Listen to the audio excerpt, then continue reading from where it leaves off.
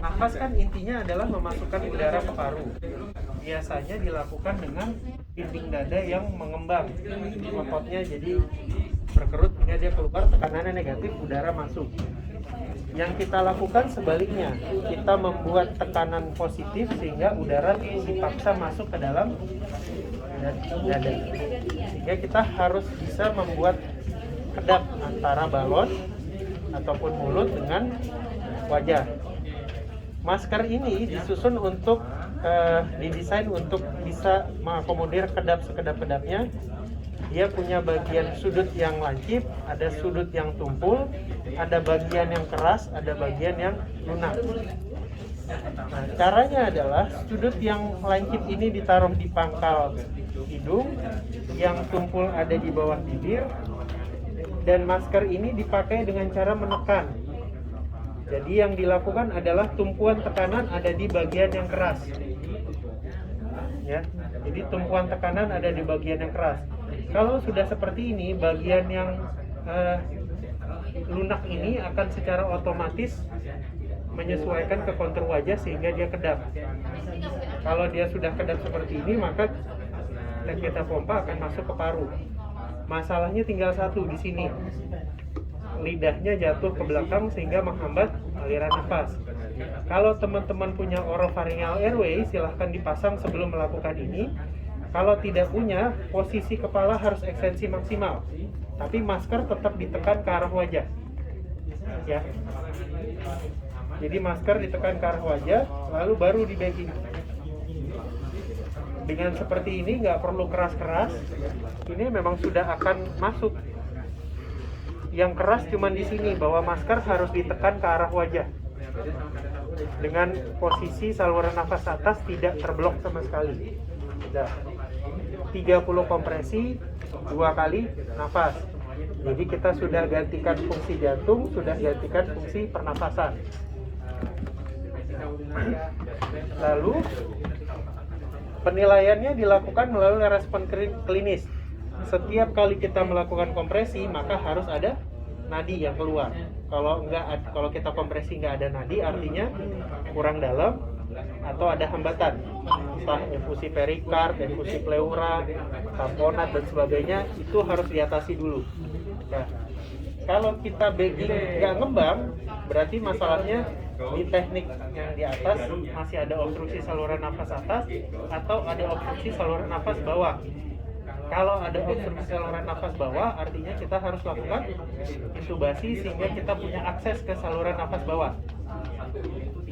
Oke. Sampai sini paham ya? Nah, terus ketika pasiennya henti jantung, bukan berarti aktivitas listrik jantungnya berhenti. Ya. Sama seperti pasiennya henti jantung, bukan berarti aktivitas listrik jantungnya berhenti. Tidak sadar juga bukan berarti aktivitas listrik otaknya mati. Kalau di jantung, aktivitas listriknya itu bisa VTVF atau bisa PA. Yang bisa dilakukan kardioversi, defibrilasi itu adalah yang VTVF. Sehingga untuk mendeteksi apa irama jantungnya, kita butuh EKG. Nah, alat ini namanya defibrilasi manual, defibrilator. Dia adalah, yang alat ini ya, adalah gabungan dari satu pasien monitor, yang kedua adalah untuk memberikan terapi listrik defibrilasinya sendiri. Cara nyalainnya ya, ini karena ada tulisan monitor ya, ketika dia di on-in, artinya dia menyalakan mode pasien monitor. Silahkan tempel elektroda EKG-nya, saturasi oksigennya, manset tekanan darah, tempel, hubungin ke alat. Di sini nanti akan keluar semua kayak pasien monitor biasa. Ada nadi, tekanan darah, gelombang EKG, dan sebagainya. Pada saat ini sudah terpasang, pasiennya jangan dipegang-pegang, baca EKG-nya. Nah, kalau teman-teman sudah menentukan bahwa pasien ini VTVF dan mau didefibrilasi, silahkan pilih dosisnya. Kalau dosis dewasa adalah 200 joule, putar aja. Oke. Kalau dosis anak 10 joule per kilo, tergantung dari alatnya.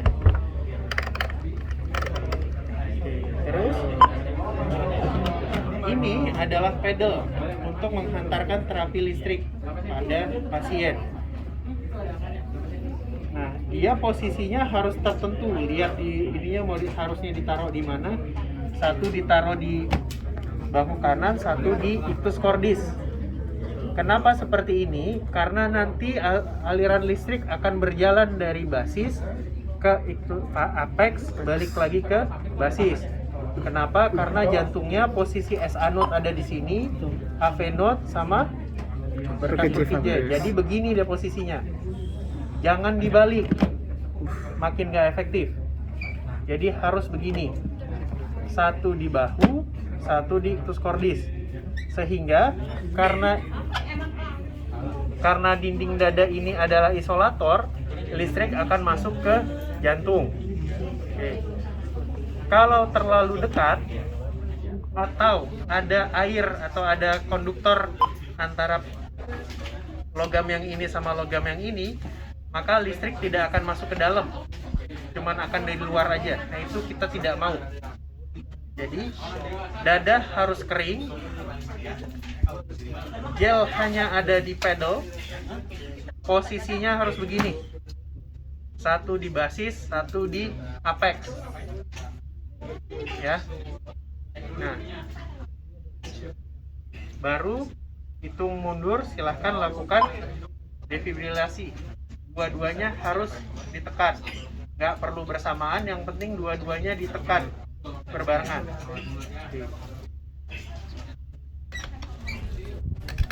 Nah, kita pilih 200 joule. Di sini ada tombol untuk charging, ada untuk shock. Di pedal ada tombol untuk charging, ada tombol untuk shock. Jadi kalau pegang pedal, maka charging dari pedal. Ya, kalau pakai patch, charging pakai ini. Nah, kalau nggak jadi, jangan ditembak sembarangan. Turunin aja sampai ke pasien monitor, dia akan hilang.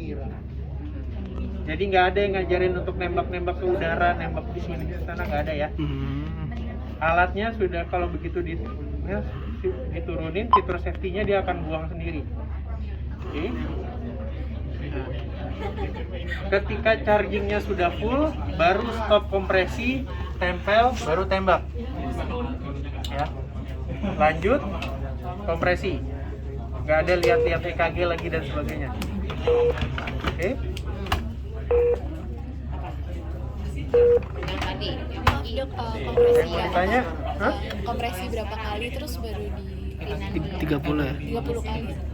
lihat di protokol ACLS. Jadi ketika pasien henti jantung, yang pertama kali ada RJP. Setelah RJP, identifikasi nadi. Setelah identifikasi nadi, kembali RJP. Kalau dia VTVF, ini sudah siap dan langsung defib. Jadi nggak ada berapa kali RJP. Kalau kamu sudah tahu VTVF, maka secepat mungkin untuk shock. Kapan di shock berikutnya? Setelah ini siklus. Oke. Nah, ada lagi? Dok, itu kalau misalnya situasinya di IGD, itu berarti harus diturunin apa kita yang naik gitu? Kalau kamu mau RJP, landasannya harus keras. Kalau di IGD, brankarnya keras. Sehingga brankarnya keras dan pendek. Sehingga kalau brankarnya keras, ya kamu nggak perlu taruh papan di bawahnya. Dan kamu harus di samping. Yang penting posisinya tegak lurus. Mau pakai tangga, dingklik, silahkan. Kalau bisa mau naik langsung posisinya begini dari atas juga silahkan. Yang penting ini prosesus tangan di atas. Kan ada yang begini. Jadi yang penting bukan posisinya mau di tangan atau di kiri, yang penting kompresinya harus sepertiga diameter anteroposterior. Nah, kalau di bed yang di ruangan itu kan semuanya spring bed biasanya ya. Rongga dada itu keras. Kalau kamu dorong, yang terkompresi adalah pernya, bukan dinding dada. Karena itu dipasang papan. Sehingga kalau kamu kompresi, yang terkompres adalah dinding dadanya, bukan per di bednya. gitu. Silahkan aja posisi yang paling nyaman, yang penting kamu harus berada di atas pasiennya untuk biar secara optimal bisa jatuhin berat badan. Oke, ada lagi?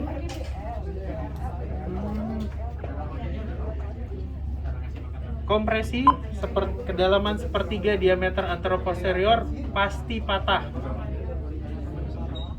Ya. Jadi pasti patah. Jadi kalau ada yang bilang ya enggak, kok nggak patah? Enggak, pasti patah. Dan ketika meninggal biru di sini. Ya.